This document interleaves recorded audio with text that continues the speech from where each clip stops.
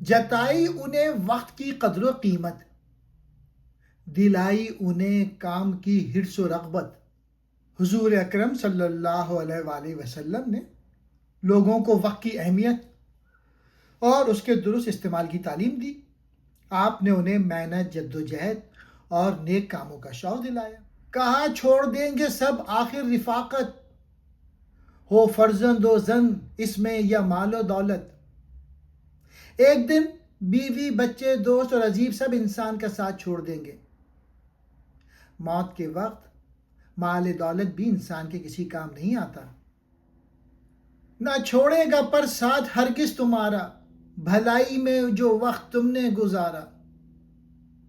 نیک اعمال اور بھلائی میں گزرا ہوا وقت انسان کا ساتھ نہیں چھوڑتا۔ یہی نیکیاں آخرت میں اس کی کامیابی اور نجات کا ذریعہ بنیں گی۔ غنیمت ہے صحت علالت سے پہلے، فراغت مشاغل کی کثرت سے پہلے۔ بیماری آنے سے پہلے صحت کو اللہ کی بڑی نعمت سمجھنا چاہیے۔ مصروفیت بڑھنے سے پہلے فارغ وقت کو نیک کاموں میں استعمال کرنا چاہیے۔ جوانی بڑھاپے کی زحمت سے پہلے، اقامت مسافر کی رحلت سے پہلے۔ بڑھاپا آنے سے پہلے جوانی کی طاقت سے فائدہ اٹھانا چاہیے۔ دنیا سے روانگی سے پہلے زندگی کی مہلت کو غنیمت سمجھنا چاہیے۔ فقیری سے پہلے غنیمت ہے دولت، جو کرنا ہے کر لو کہ تھوڑی ہے مہلت۔ غربت آنے سے پہلے اپنی دولت کو بھلائی اور ضرورت مندوں کی مدد میں لگاؤ۔ زندگی بہت مختصر ہے، اس لیے نیک کام کرنے میں دیر نہیں کرنی چاہیے۔ یہ کہہ کر کیا علم ان کو شہدا، کہ ہیں دور رحمت سے سب اہل دنیا۔ حضور اکرم نے مسلمانوں کے دلوں میں علم حاصل کرنے کی محبت پیدا کی۔ آپ نے بتایا کہ علم اور ذکر الہی سے غافل دنیا رحمت خداوندی سے دور ہے، مگر دھیان ہے جن کو ہر دم خدا کا ہے، تعلیم کا یا صدا جن میں چرچا۔ وہ لوگ غفلت سے محفوظ ہیں جو ہر وقت اللہ کو یاد رکھتے ہیں۔ اسی طرح علم سیکھنے اور دوسروں کو سکھانے والے بھی اللہ کے پسندیدہ ہیں۔ انہی کے لیے یہاں ہے نعمت خدا کی، انہی پر ہے وہاں جا کے رحمت خدا کی۔ دنیا کی حقیقی نعمتیں اللہ کو یاد کرنے اور علم حاصل کرنے والوں کے لیے ہیں۔ آخرت میں بھی انہی لوگوں پر اللہ تعالیٰ کی خاص رحمت ہوگی۔ سکھائی انہیں نوح انساں پہ شفقت، کہا ہے یہ اسلامیوں کی علامت۔ حضور اکرم نے مسلمانوں کو تمام انسانوں کے ساتھ شفقت کرنا سکھایا۔ انسانوں سے محبت اور ہمدردی کرنا سچے مسلمان کی پہچان ہے، کہ ہمسائے سے رکھتے ہیں وہ محبت، شب و روز پہنچاتے ہیں اس کو راحت۔ سچے مسلمان اپنے پڑوسی سے محبت اور حسن سلوک کرتے ہیں۔ وہ دن رات اس کے آرام کا خیال رکھتے اور اسے تکلیف سے بچاتے ہیں۔ وہ برحق سے اپنے لیے چاہتے ہیں، وہی ہر بشر کے لیے چاہتے ہیں۔ مسلمان جس بھلائی اور راحت کو اپنے لیے پسند کرتا ہے، وہی بھلائی بلا تفریق ہر دوسرے انسان کے لیے بھی چاہتا ہے۔ خدا رحم کرتا نہیں اس بشر پر، نہ ہو درد کی چوٹ جس کے جگر پر۔ اللہ تعالیٰ اس شخص پر رحم نہیں کرتا جس کے دل میں دوسروں کا درد نہ ہو۔ مومن کا دل انسانوں کی تکلیف اور مصیبت سے ضرور متاثر ہوتا ہے۔ کسی کے گھر آفت گزر جائے سر پر، پڑے غم کا سایہ نہ اس بے اثر پر۔ اگر کسی انسان پر مصیبت آئے تو بے حس شخص کو کوئی رنج نہیں ہوتا۔ ایسا سنگ دل انسان اسلامی ہمدردی اور رحمت کے جذبے سے محروم ہے۔ کرو مہربانی تم اہل زمیں پر، خدا مہربان ہوگا عرش بری پر۔ زمین پر بسنے والی مخلوق کے ساتھ رحم اور مہربانی کا سلوک کرو، اس کے بدلے آسمانوں کا مالک اللہ تعالیٰ تم پر مہربانی فرمائے گا۔ ڈرایا تعصب سے ان کو یہ کہہ کر کہ زندہ رہا اور مرا جو اسی پر، حضور اکرم صلی اللہ علیہ وآلہ وسلم نے مسلمانوں کو اندھے تعصب اور نفرت سے سختی سے منع فرمایا۔ جو شخص تعصب پر قائم رہتے ہوئے مر جائے وہ اسلامی تعلیمات سے دور ہے، ہوا وہ ہماری جماعت سے باہر، وہ ساتھی ہمارا نہ ہم اس کے یاور۔ تعصب، نسل پرستی اور ناجائز گروہی حمایت کرنے والا سچا مسلمان نہیں۔ حضور اکرم صلی اللہ علیہ وآلہ وسلم نے ایسے متعصب شخص سے اپنی لا تعلقی ظاہر فرمائی۔ نہیں حق سے کچھ اس محبت کو بہرا کہ جو تم کو اندھا کرے اور بہرا۔ وہ محبت حق پر مبنی نہیں جو انسان کو سچ دیکھنے اور سننے سے روک دے۔ ایسی اندھی محبت انسان کو انصاف سے ہٹا کر گمراہی کی طرف لے جاتی ہے۔ بچایا برائی سے ان کو یہ کہہ کر کہ طاعت سے ترک معاصی ہے بہتر۔ حضور اکرم نے مسلمانوں کو گناہوں اور برائیوں سے بچنے کی تعلیم دی۔ نفلی عبادت سے زیادہ ضروری یہ ہے کہ انسان گناہوں کو ترک کر دے۔ تورا کا ہے ذات میں جن کی جوہر، نہ ہوں گے کبھی عابد ان کے برابر۔ جن لوگوں کی طبیعت میں پرہیزگاری اور گناہوں سے بچنے کی صفت موجود ہے، محض ظاہری عبادت کرنے والے ان کے بلند مقام تک نہیں پہنچ سکتے۔ کرو ذکر اہل ورع کا جہاں تم، نہ لو عابدوں کا کبھی نام وہاں تم۔ جہاں پرہیزگار اور پاک کردار لوگوں کا ذکر ہو وہاں ان کی عظمت بیان کرو۔ صرف عبادت گزار مگر گناہوں سے نہ بچنے والوں کو ان کے برابر نہ سمجھو۔ غریبوں کو محنت کی رغبت دلائی کہ بازو سے اپنے کرو تم کمائی۔ حضور اکرم نے غریبوں کو محنت کرنے اور حلال روزی کمانے کی ترغیب دی۔ انسان کو دوسروں پر بوجھ بننے کے بجائے اپنے ہاتھ سے کام کرنا چاہیے۔ خبر تاکہ لو اس سے اپنی پرائی، نہ کرنی پڑے تم کو در در گدائی۔ اپنی محنت سے اتنا کماؤ کہ اپنے اور اپنے گھر والوں کی ضروریات پوری کر سکو۔ حلال محنت انسان کو دوسروں کے سامنے ہاتھ پھیلانے سے محفوظ رکھتی ہے۔ طلب سے ہے دنیا کی گریاں یہ نیت، تو چمکو گے وہاں ماہ کامل کی صورت۔ اگر دنیا کمانے کا مقصد حلال رزق اور محتاجی سے بچنا ہو تو آخرت میں ایسا محنتی انسان چوندوی کے چاند کی طرح روشن ہو۔ امیروں کو تنبیہ کی اس طرح پر کہ ہیں تم میں جو اغنیاء اور تونگر۔ حضور اکرم نے امت کے دولت مند اور خوشحال لوگوں کو نصیحت فرمائی۔ انہیں بتایا کہ دولت کے ساتھ بڑی اخلاقی اور معاشرتی ذمہ داری بھی آتی ہے۔ اگر اپنے طبقے میں ہوں سب سے بہتر، بنی نو کے ہوں مددگار و یاور۔ بہترین دولت مند وہ ہے جو اچھے اخلاق اور نیک کردار کے مالک ہوں۔ وہ اپنی دولت سے ضرورت مندوں اور تمام انسانوں کی مدد کرتے ہیں۔ نہ کرتے ہوں بے مشاورت کام ہرگز، اٹھاتے نہ ہوں بے دھڑک گام ہرگز۔ سمجھدار لوگ اہم کام دوسروں کے مشورے کے بغیر نہیں کرتے۔ وہ سوچے سمجھے بغیر کوئی خطرناک یا نقصان دہ قدم نہیں اٹھاتے۔ مردوں سے آسودہ تر ہے وہ طبقہ، زمانہ مبارک ملے جس کو ایسا۔ ایماندار اور مددگار دولت مند معاشرے کے لیے بہت بڑی نعمت ہوتے ہیں۔ وہ زمانہ خوش نصیب ہے جسے ایسے ذمہ دار اور نیک مالدار لوگ مل جائیں۔ پہ جب اہل دولت ہوں اشرار دنیا، نہ ہو عیش میں جن کو اوروں کی پرواہ۔ جب دولت مند لوگ بد کردار، خود غرض اور دوسروں سے بے پرواہ ہو جائیں تو وہ اپنی عیش و عشرت میں غریبوں کی تکلیف اور ضرورت کو بھول جاتے ہیں۔ نہیں اس زمانے میں کچھ خیر و برکت، اقامت سے بہتر ہے اس وقت رحلت۔ جس معاشرے کے مالدار لوگ ظالم اور بے حس ہوں وہاں خیر و برکت نہیں رہتی۔ حال ہی کہتے ہیں کہ ایسے خراب زمانے میں زندگی سے موت بہتر محسوس ہوتی ہے۔ دیے پھیر دل ان کے مکر و ریا سے، بھرا ان کے سینوں کو صدق و صفا سے۔ حضور اکرم صلی اللہ علیہ وآلہ وسلم نے لوگوں کے دلوں کو دھوکے، منافقت اور دکھاوے سے پاک کر دیا آپ نے ان کے دلوں میں سچائی، اخلاص اور پاکیزگی پیدا فرمائی، بچایا انہیں کذب سے، افترا سے، کیا سرخرو خلق سے اور خدا سے۔ آپ نے انہیں جھوٹ بولنے اور دوسروں پر الزام لگانے سے روکا۔ اچھے کردار کی وجہ سے وہ انسانوں اور اللہ کے سامنے عزت والے بن گئے۔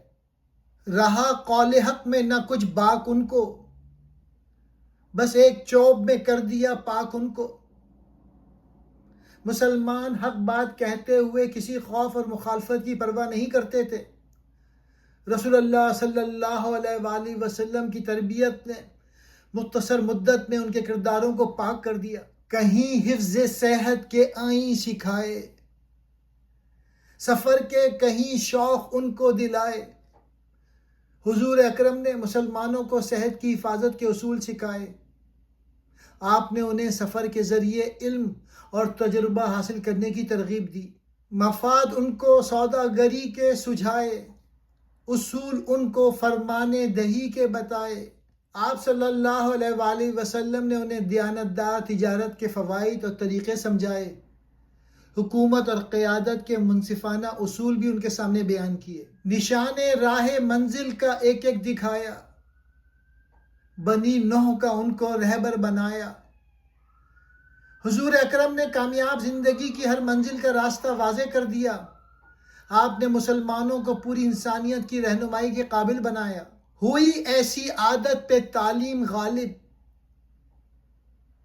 کہ باطل کے شیدا ہوئے حق کے طالب۔ اسلامی تعلیم نے مسلمانوں کی پرانی اور بری عادتوں کو بدل دیا۔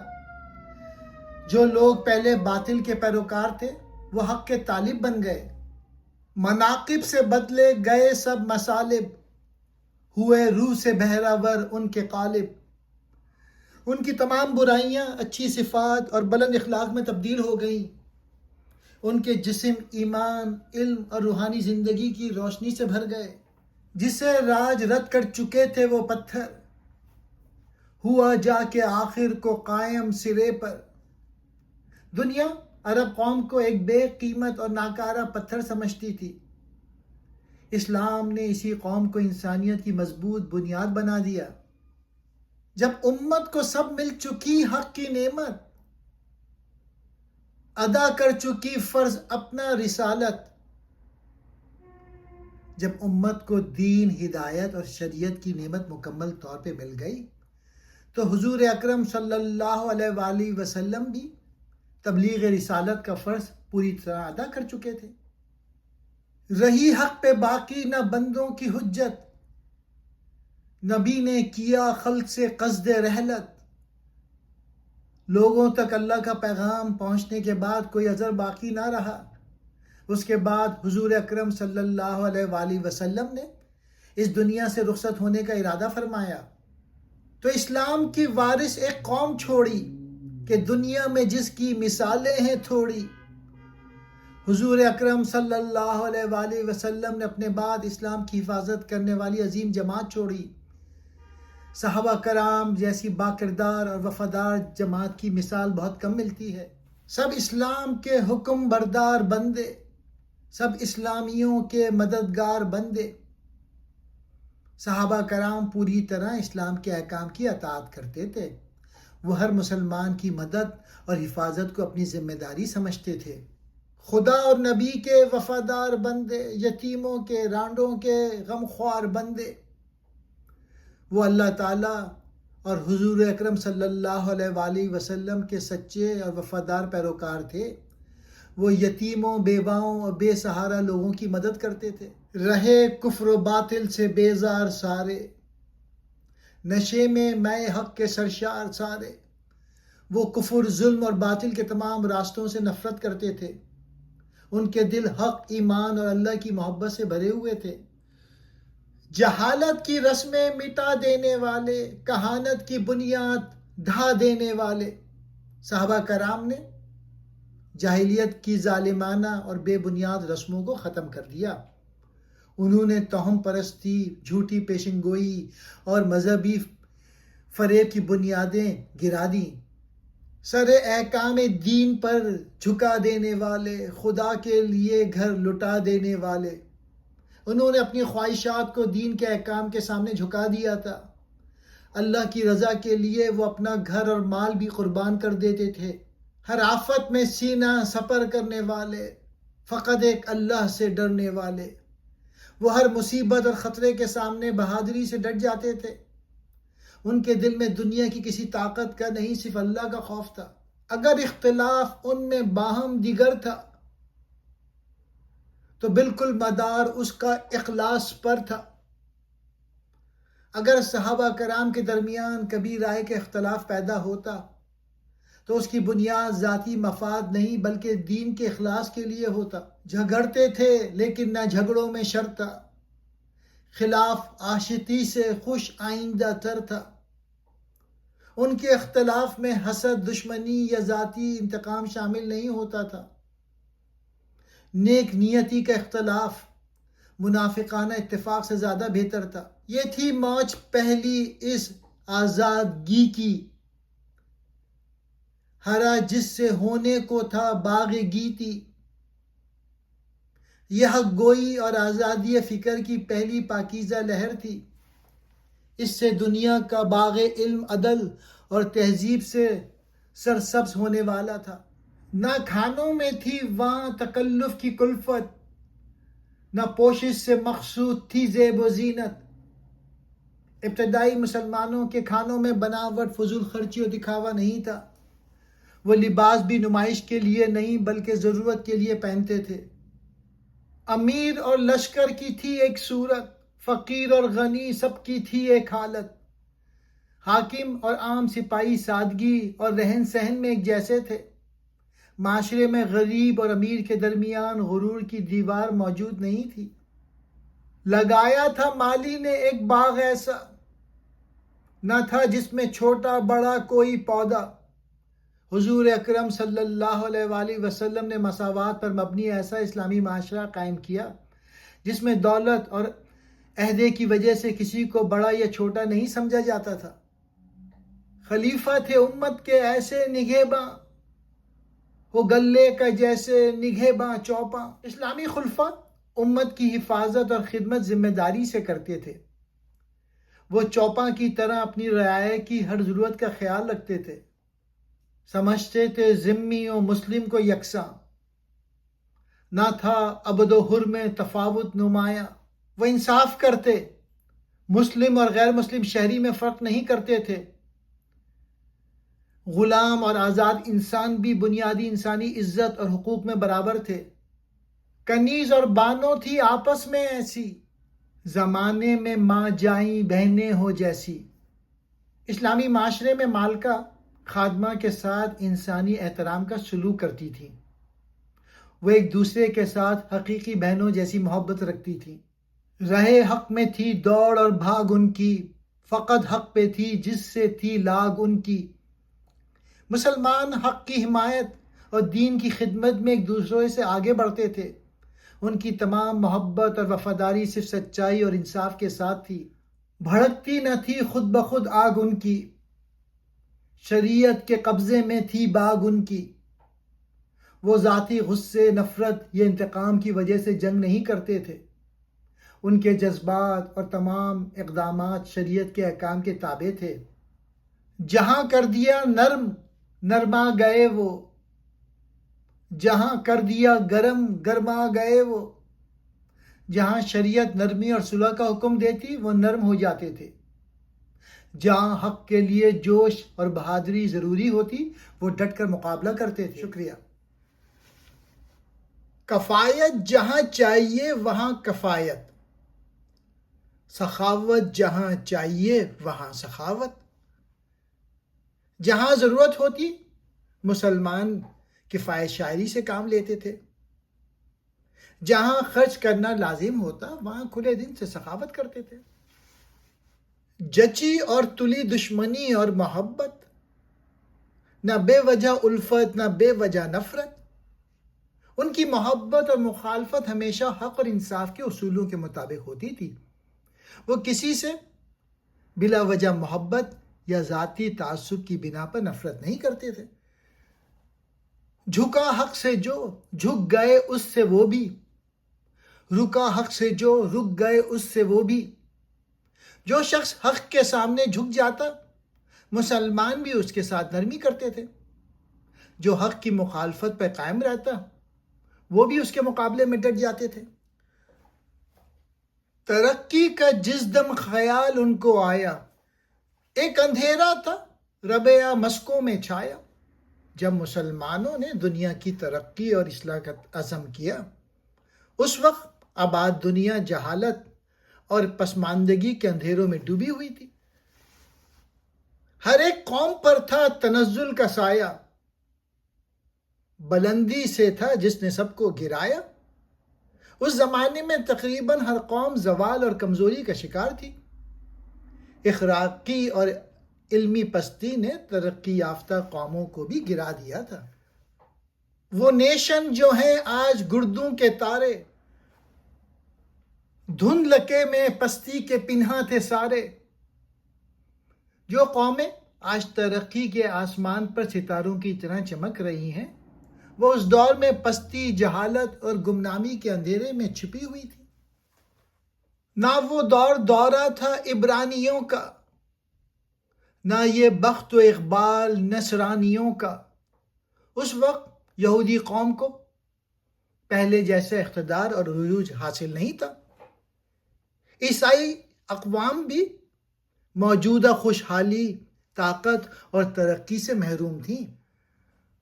پراگندہ دفتر تھا یونانیوں کا، پریشاں تھا شیرازہ ساسانیوں کا. یونانیوں کا علمی اور سیاسی نظام بکھر چکا تھا. ساسانی سلطنت بھی انتشار، کمزوری اور زوال کا شکار تھی. جہاز اہل روما کا تھا ڈگمگاتا، چراغ اہل ایران کا تھا ٹمٹماتا. رومی سلطنت کا اقتدار ڈگمگاتی کشتی کی طرح غیر مستحکم تھا. ایرانی سلطنت کی طاقت بھی بجھتے ہوئے چراغ کی مانند کمزور ہو چکی تھی. ادھر ہند میں ہر طرف تھا اندھیرا کہ تھا گیان گن کا لدا یہاں سے ڈیرا. ہندوستان میں علم، معرفت اور سچی روحانی بصیرت کا چراغ بجھ چکا تھا. جہالت اور بے عملی نے حکمت اور دانائی کی جگہ لے لی تھی. ادھر تھا عجم کو جہالت نے گھیرا کہ دل سب نے کیش و کنش سے تھا پھیرا. ایران اور دوسری عجمی علاقوں کو بھی جہالت نے گھیر رکھا تھا. لوگ دین کی حقیقت اور نیک اعمال سے دور ہو چکے تھے. نہ بھگوانوں دھیان تھا گیانیوں میں، نہ یزداں پرستی تھی یزدانیوں میں. ہندوستان کے اہل علم میں خدا کی سچی معرفت اور عبادت باقی نہ رہی تھی. ایران کے خدا پرست بھی حقیقی خدا پرستی اور پاکیزہ عمل سے محروم تھے. عقوبت کی حد تھی نہ پرستش خطا کی، پڑی لٹ رہی تھی ودیت خدا کی. سزاؤں اور مظالم کی کوئی حد نہیں تھی اور جرم کی تحقیق بھی نہیں ہوتی تھی. اللہ کی عطا کردہ انسانی جان، عزت اور آزادی بے دردی سے پامال ہو رہی تھی. زمین پر تھا ابر ستم کا دریڑا، تباہی میں تھا نوح انسان کا بیڑا. زمین پر ظلم و ستم کے سیاہ بادل چھائے ہوئے تھے. پوری انسانیت تباہی اور بربادی کے خطرے میں مبتلا تھی. وہ قومیں جو ہیں آج غمخوار انسان، درندوں کی اور ان کی طبیعت تھی یکساں. جو قومیں آج انسانی ہمدردی اور حقوق کی علم بردار ہیں اس زمانے میں ان کی طبیعت خونخوار درندوں جیسی تھی. جہاں عدل کے آج جاری ہیں فرما، بہت دور پہنچا تھا وہاں ظلم و طغیاں. جن ملکوں میں آج عدل اور قانون کی حکمرانی دکھائی دیتی ہے وہاں کبھی ظلم، سرکشی اور ناانصافی اپنی انتہا کو پہنچ چکی تھی. بنے آج جو گلے باں ہیں ہمارے وہ تھے بیڑیے آدمی خوار سارے. جو قومیں آج دوسری قوموں کی محافظ اور رہنما بنی ہوئی ہیں وہ کبھی خونخوار بھیڑیوں کی طرح انسانوں کو تباہ کرتی تھیں. ہنر کا جہاں گرم بازار ہے اب، جہاں عقل و دانش کا بہاؤ ہے اب، جن علاقوں میں آج صنعت، ہنر اور قابلیت کی قدر کی جاتی ہے وہاں اب علم، عقل اور تحقیق کا دریا بہہ رہا ہے. جہاں ابر رحمت گوہر بار ہے اب، جہاں ہند برستا لگاتار ہے اب، جہاں آج رحمت، خوشحالی اور علم کے قیمتی موتی برس رہے ہیں، وہ علاقے مسلسل ترقی، ہنر اور نئی ایجادات سے فیضیاب ہو رہے ہیں. تمدن کا پیدا نہ تھا وہاں نشاں تک، سمندر کی آئی نہ تھی موج وہاں تک. کبھی ان ملکوں میں تہذیب اور تمدن کا کوئی واضح نشان نہیں تھا. علم و ترقی کا سمندر ابھی ان علاقوں تک نہیں پہنچا تھا. نہ رستہ ترقی کا کوئی کھلا تھا، نہ زینہ بلندی پہ کوئی لگا تھا. اس زمانے میں ترقی حاصل کرنے کا کوئی واضح راستہ موجود نہیں تھا. علمی، اخلاقی اور معاشرتی بلندی تک پہنچنے کے وسائل بھی میسر نہیں تھے. وہ صحرا انہیں قطع کرنا پڑا تھا جہاں نقش پا تھا نہ شور درا تھا. مسلمانوں کو ترقی کے ایسے دشوار اور نامعلوم راستے طے کرنا پڑے جہاں پہلے کسی مسافر کے قدم یا قافلے کی گھنٹی کا نشان نہ تھا. جو ہی کان میں حق کی آواز آئی، لگا کرنے خود ان کا دل رہنمائی. جیسے ہی مسلمانوں نے اسلام اور حق کی آواز سنی، ان کا بیدار ضمیر خود انہیں نیکی، علم اور ترقی کا راستہ دکھانے لگا. گھٹا ایک پہاڑوں سے بتھا کے اٹھی، پڑی چار سو یک بیک دھوم جس کی. مکے کی سرزمین سے اسلام کی رحمت بھری گھٹا نمودار ہوئی. اس کے پیغام اور اثر کی آواز بہت جلد چاروں طرف پھیل گئی. کڑک اور دمک دور دور اس کی پہنچی، جو ٹیکس پہ گرجی تو گنگا پہ برسی. اسلام کی روشنی اور قوت دنیا کے دور دراز علاقوں تک پہنچی. اس کا پیغام وسطی ایشیا سے ہندوستان تک رحمت بن کر برسنے لگا. رہے اس سے محروم آبی نہ خاکی، ہری ہو گئی ساری کھیتی خدا کی. اسلام کی رحمت سے خشکی اور سمندر کا کوئی خطہ محروم نہ رہا. اس کی ہدایت سے انسان کی مرجھائی ہوئی کھیتی سرسبز ہو گئی. کیا امیوں نے جہاں میں اجالا، ہوا جس سے اسلام کا بول بالا. عرب کے سادہ اور ناخواندہ لوگوں نے دنیا میں علم و ہدایت پھیلائی. ان کی کوششوں سے اسلام کو عزت، قوت اور سربلندی حاصل ہوئی. بتوں کو عرب اور عجم سے نکالا، ہر ایک ڈوبتی ناؤ کو جا سنبھالا. مسلمانوں نے عرب اور عجم سے شرک اور بت پرستی کی تاریکی دور کی. انہوں نے زوال کا شکار قوموں کو ہدایت اور ترقی کا سہارا دیا. زمانے میں پھیلائی توحید مطلق، لگی آنے گھر گھر سے آواز حق حق. مسلمانوں نے دنیا میں ایک اللہ کی عبادت اور حاکمیت کا پیغام پھیلایا. ان کی دعوت سے ہر طرف سچائی اور توحید کی آواز بلند ہونے لگی. ہوا غلغلہ نیکیوں کا بدوں میں، پڑی کھلبلی کفر کی سرحدوں میں. اسلام کی دعوت سے برے لوگ بھی نیکی اور اصلاح کا چرچا ہونے لگا. کفر اور باطل کی طاقتیں اسلام کے بڑھتے ہوئے اثر سے گھبرا گئیں. ہوئی آتش افسردہ آتش کدوں میں، لگی خاک سے اڑنے سب موبدوں میں. اسلام کے پھیلنے سے آتش پرستوں کی آتش کدوں کی آگ سرد پڑ گئی. شرک اور بت پرستی کے مراکز ویران ہونے لگے اور ان کا اثر ختم ہو گیا۔ ہوا کعبہ آباد سب گھر اجڑ کر، جمے ایک جسارے دنگل بچھڑ کر۔ بت پرستی کے مراکز ویران ہوئے اور خانہ کعبہ توحید کا مرکز بن گیا۔ بکھرے اور باہم لڑنے والے لوگ اسلام کے ذریعے ایک جگہ متحد ہو گئے۔ لیے علم و فن ان سے نصرانیوں نے، کیا کسب اخلاق روحانیوں نے۔ عیسائی اقوام نے مسلمانوں سے علم، تحقیق اور مختلف فنون سیکھے۔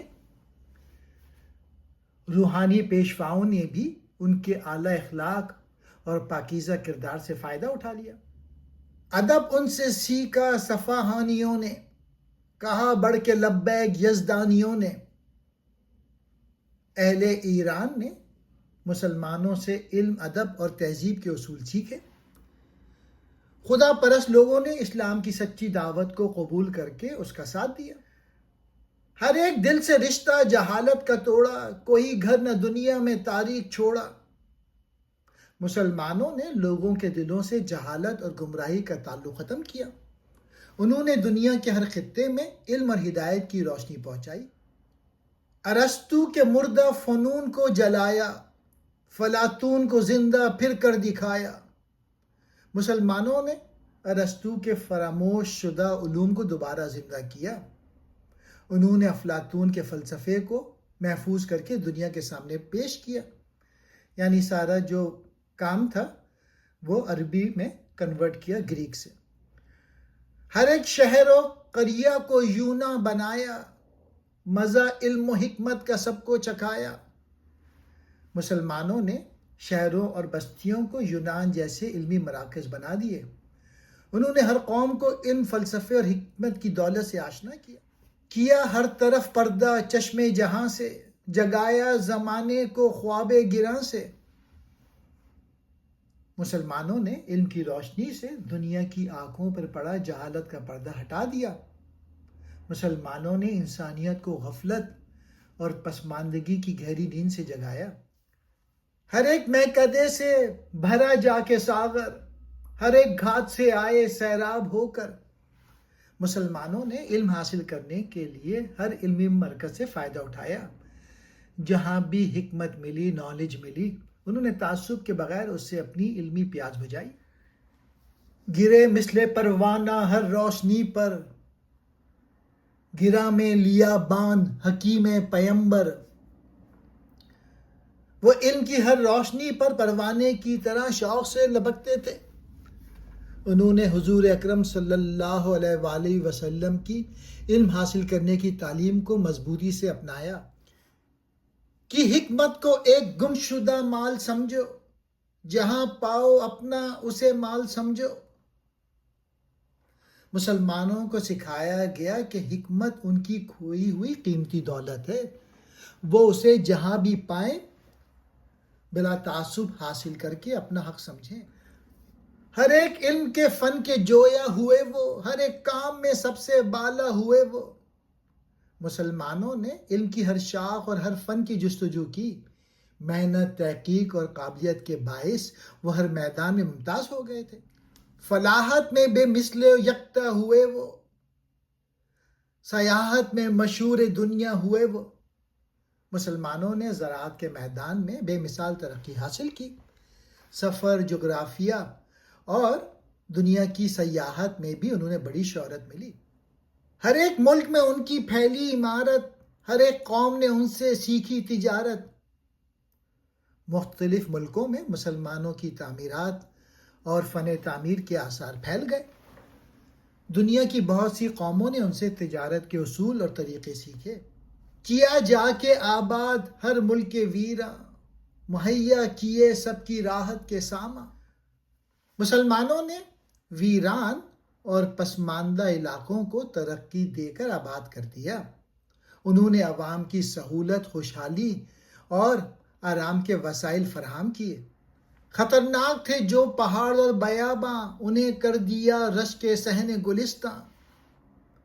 مسلمانوں نے خطرناک پہاڑوں اور سنسان صحراؤں کو قابل سفر اور محفوظ بنایا۔ ان کی محنت سے ویران علاقے بھی خوبصورت باغوں جیسے بن گئے۔ بہار اب جو دنیا میں آئی ہوئی ہے، یہ سب پودا انہی کی لگائی ہوئی ہے۔ دنیا میں آج علم، تہذیب اور ترقی کی جو بہار نظر آ رہی ہے، اس کی بنیاد بڑی حد تک مسلمان علماء اور جو اسکالرز تھے انہوں نے رکھی تھی۔ یہ ہموار سڑکیں، یہ راہیں مصفہ، دو طرفہ برابر درختوں کا سایہ۔ مسلمانوں نے صاف، ہموار اور آرام دہ سڑکیں تعمیر کی، مسافروں کی سہولت کے لیے راستوں کے دونوں طرف درخت لگائے۔ نشاں جا بجا میل و فرسخ کے برپا، سرے راہ کنویں اور سرائے مہیا۔ مسلمانوں نے راستوں پر فاصلے بنانے کے لیے نشانات قائم کیے، مسافروں کے لیے جگہ جگہ کنویں، پانی اور آرام گاہیں بنائیں۔ انہی کے ہیں سب نے یہ چربے اتارے، اسی قافلے کے نشاں ہیں یہ سارے۔ بعد میں آنے والی قوموں نے مسلمانوں کے ترقیاتی طریقوں کی پیروی کی۔ آج کی بہت سی سفری سہولتیں اسی مسلمان قافلے ترقی کی یادگاریں ہیں۔ سدا ان کو مرغوب سیر و سفر تھا، ہر ایک بر اعظم میں ان کا گزر تھا۔ مسلمانوں کو علم، تجارت اور تحقیق کے لیے سفر کرنا بہت پسند تھا۔ انہوں نے دنیا کے مختلف بر اعظموں اور علاقوں کی سیاحت کی۔ تمام ان کا چھانا ہوا بھیرو بر تھا، جو لنکا میں ڈیرا تو بربر میں گھر تھا۔ مسلمانوں کے قافلے خشکی اور سمندر کے دور دراز علاقوں تک پہنچے ہوئے تھے۔ وہ سری لنکا سے افریقہ تک تجارت، علم اور تہذیب کے مراکز قائم کر چکے تھے۔ وہ گنتے تھے یکساں وطن اور سفر کو، گھر اپنا سمجھتے تھے ہر دشت و در کو۔ مسلمانوں کے لیے اپنے وطن میں رہنا اور سفر کرنا تقریباً یکساں تھا۔ وہ ہر صحرا، پہاڑ اور نئے علاقے کو اپنا گھر سمجھ کر بے خوف جاتے تھے۔ جہاں کو ہے یاد ان کی رفتار اب تک، کہ نقش قدم ہے نمودار اب تک۔ دنیا آج بھی مسلمانوں کے عظیم سفروں اور تیز رفتار ترقی کو یاد کرتی ہے۔ مختلف ملکوں میں ان کی علمی اور تہذیبی خدمات کے آثار اب تک موجود ہیں۔ ملایا میں ہیں ان کے آثار اب تک، انہیں رو رہا ہے ملبار اب تک۔ ملایا میں آج بھی مسلمانوں کی آمد اور تہذیب کے نشانات باقی ہیں۔ ہندوستان کا ساحلی علاقہ ملبار بھی ان کی عظمت اور خدمت کو یاد کرتا ہے۔ ہمالہ کو ہیں واقعات ان کے ازبر، نشاں ان کے باقی ہیں جبرالٹر پر۔ ہمالیہ کے علاقے مسلمانوں کے سفر اور کارناموں کے گواہ ہیں۔ جبرالٹر تک ان کی فتوحات، تہذیب اور شاندار تاریخ کے آثار موجود ہیں۔ نہیں اس طبق پر کوئی بر اعظم، نہ ہو جس میں ان کی عمارت محکم۔ دنیا کا کوئی بر اعظم ایسا نہیں جہاں مسلمانوں کے کارنامے نہ پہنچے ہوں۔ مختلف علاقوں میں ان کی مضبوط اور خوبصورت عمارتیں آج بھی موجود ہیں۔ عرب، ہند، مصر، اندلس، شام و دیلم بناؤں سے ہیں ان کی معمور عالم۔ عرب، ہندوستان، مصر، اندلس، شام اور دیلم میں ان کی تعمیرات پھیلی ہوئی ہیں۔ مسلمانوں کے فن تعمیر نے دنیا کے بے شمار علاقوں کو خوبصورتی عطا کی۔ سر کوہ آدم سے تا کوہ بیدا، جہاں جاؤ گے کھوج پاؤ گے ان کا۔ کوہ آدم سے کوہ بیدا تک مسلمانوں کے آثار پھیلے ہوئے ہیں۔ دنیا میں جہاں بھی تلاش کرو گے ان کی ترقی اور تہذیب کے نشانات ملیں گے۔